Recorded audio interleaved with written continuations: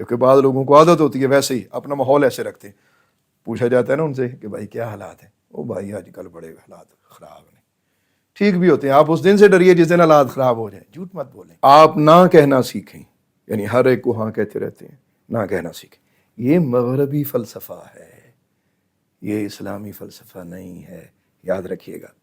مثال کے طور پہ لوگ کہتے ہیں کہ بھی آپ نہ کہنا سیکھیں, جب بھی کوئی آپ سے کوئی سوال کرے تو آپ نہ کہیں, بڑے دھڑلے سے کہیں. یہ سکھایا جاتا ہے لوگوں کو. میں آپ کو بتاتا ہوں, آپ کو یہ جملہ کس نے سکھایا ہے؟ یہ آپ نے ایجوکیشن کہاں سے لی؟ یہ خود غرضوں کی گفتگو ہے, ایمان والوں کی گفتگو نہیں ہے. یہ ایمان والوں کی گفتگو یہ ہے. کیا ہے؟